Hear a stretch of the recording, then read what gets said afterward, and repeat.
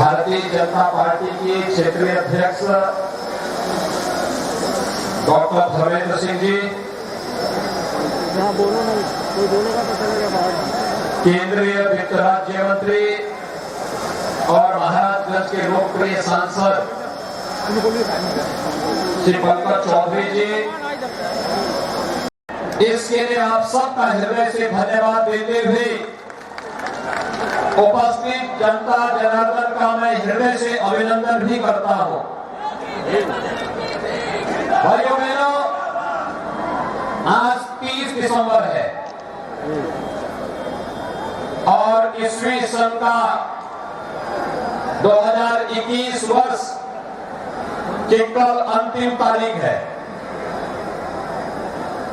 परसों से 2022 ईस्वी सन का नया वर्ष प्रारंभ हो जाएगा और इस अवसर पर जब जन विश्वास यात्रा आपके यहाँ आई है तो 437 करोड़ रुपए की परियोजनाओं का उपहार भी महाराजगंज जनपद वासियों को प्राप्त हो रहा है। मैं इस अवसर पर आप सबको हृदय से बधाई देता हूँ, अपनी शुभकामनाएं देता हूँ। ये योजनाएं आपके द्वारा की गई अपेक्षा के अनुरूप आपके जनप्रतिनिधियों ने, माननीय सांसद, माननीय विधायकों ने जो परिश्रम किया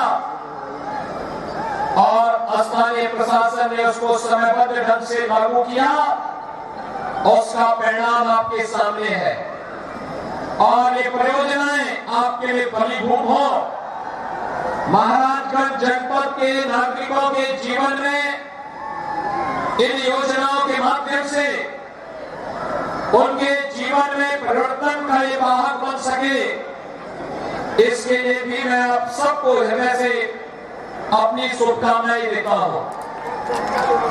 भाइयों बहनों, आज फर्क साफ है।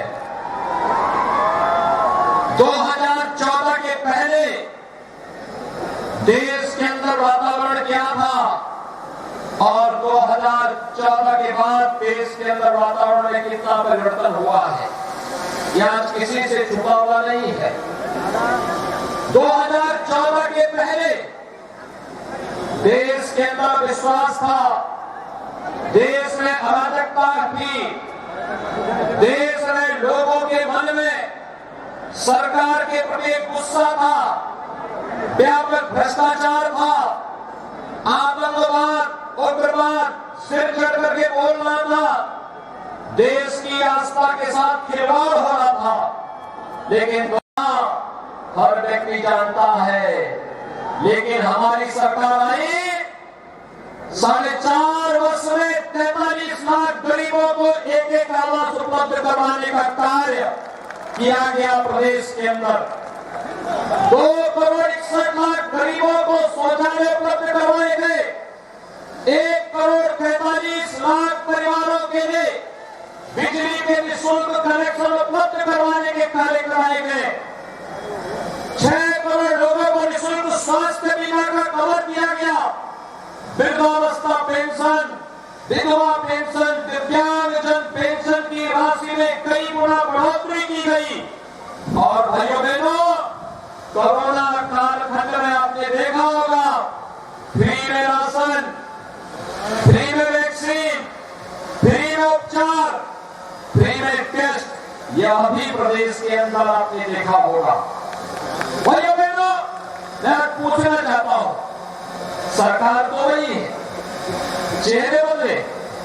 2017 के पहले प्रदेश के अंदर क्यों नहीं होता था? कारण साफ था, गरीब का पैसा कहां जाता था? उस समय की सरकार में जो लोग बैठे हुए थे, गरीब का पैसा हड़प जाते थे और आज वही गरीब का पैसा दीवारों से निकलते हुए आपने पिछले 4 दिनों के अंदर देखा होगा, जेसीबी लगा करके पैसा निकाला जा रहा है, क्योंकि इन लोगों ने गरीब का पैसा लूट करके घरों में रख दिया था। एक गरीब को न मकान देते थे, न शौचालय की सुविधा देते थे, न स्वास्थ्य की 5 लाख रुपए की आयुष्मान भारत की सुविधा उपलब्ध कराते थे। न उपचार की व्यवस्था करते थे और न ही किसी भी प्रकार की अन्य सुविधा, न फ्री में राशन, न फ्री में वैक्सीन। इंसेफ्लाइटिस जैसी बीमारी से हजारों मौतें होती थी, लेकिन कोई पुरसा हल नहीं था। भाइयों बहनों, आज तो इन भारतीय जनता पार्टी की सरकार बनने के बाद देश के लोगों के मन में एक विश्वास जागृत हुआ। वैश्विक मंच पर भारत की प्रतिष्ठा बढ़ी। आम जन को शासन की कल्याणकारी योजनाओं का लाभ मिलना प्रारंभ हुआ।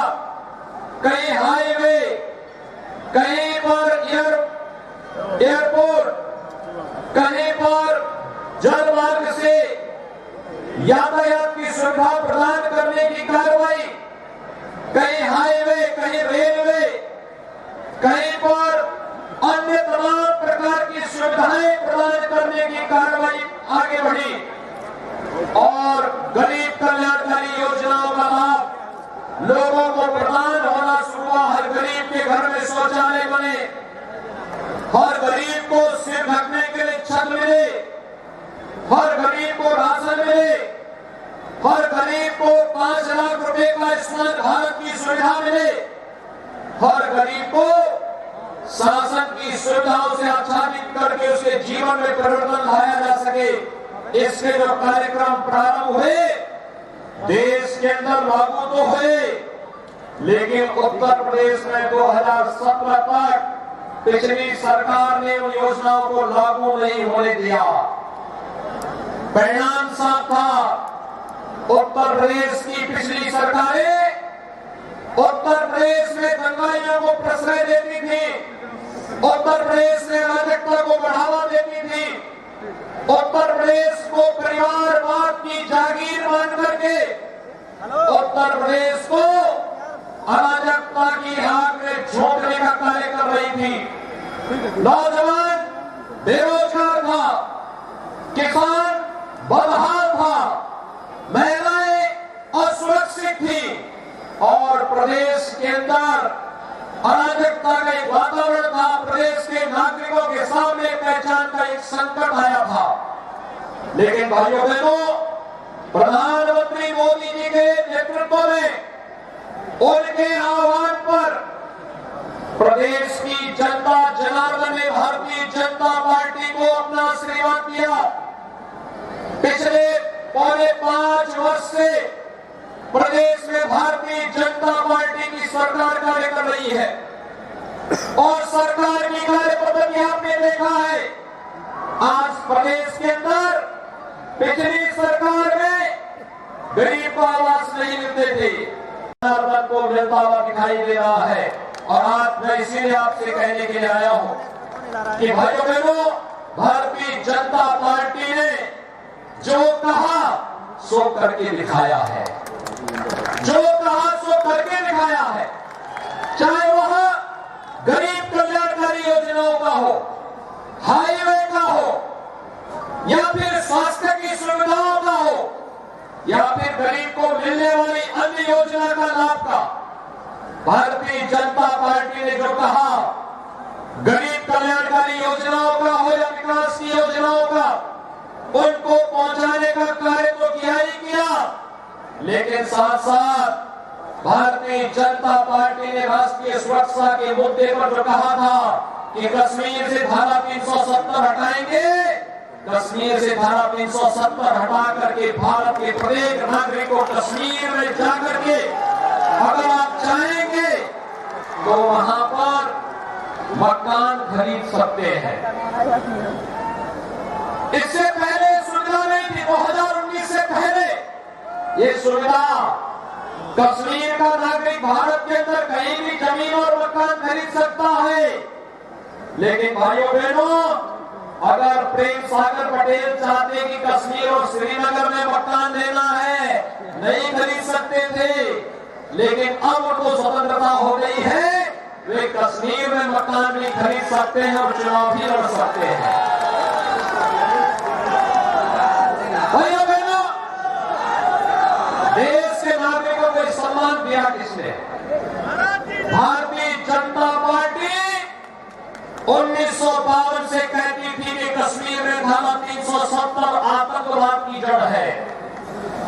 ये धारा 370 आतंकवाद की जड़ है और भारतीय जनता पार्टी इसके खिलाफ, भारतीय जनसंघ और भारतीय जनता पार्टी इसके खिलाफ लड़ती रही। डॉक्टर श्यामा प्रसाद मुखर्जी ने नारा दिया था, एक देश में दो विधान, दो प्रधान और दो निशान नहीं रहेंगे, नहीं रहेंगे। कांग्रेस आतंकवाद की जड़ इस धारा 370 को परिमित पोषित करती रही, लेकिन जैसे ही मोदी जी को अवसर मिला, मोदी जी ने कश्मीर से धारा 370 को सदैव के लिए समाप्त कर दिया।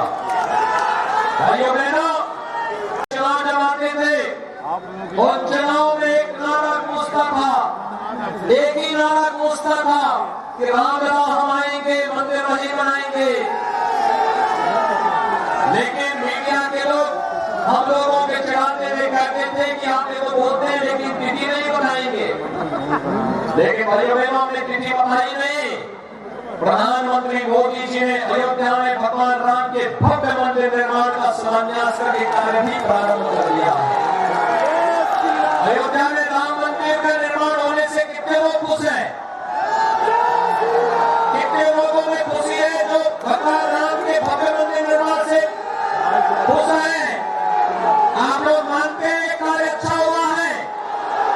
आप लोग मानते हैं? दोनों आगे बोलेंगे जय श्री राम, जय श्री राम। क्या ये काम कांग्रेस करती? क्या ये काम समाजवादी पार्टी करती? क्या ये काम पवन जी करती? भाइयों बहनों, जो राम भक्तों पर गोली चलाते थे, क्या वे राम मंदिर का निर्माण करते? तो क्या आप उनसे कोई उम्मीद करते हैं क्या? गरीबों की जमीनों पर कब्जा करने वाले, व्यापारियों का अपहरण करने वाले, दंगाइयों को गला लगाने वाले, विकास की योजनाओं का बंदरबांट करने वाले, युवाओं के भविष्य के साथ खिलवाड़ करने वाले, क्या आपके हितैषी हो सकते हैं क्या? प्रदेश के हितैषी हो सकते हैं क्या? समाजवादी पार्टी या उससे पहले बहुजन समाज पार्टी या उससे पहले कांग्रेस, इनकी तो यही परिपाटी रही है। पिछली सरकारों के समय में जन्माष्टमी हो, रामनवमी हो, दीपावली हो, विजयादशमी हो, कोई पर्व त्योहार आता था, दंगे शुरू हो जाते थे। लेकिन आज तो दंगे नहीं हो रहे।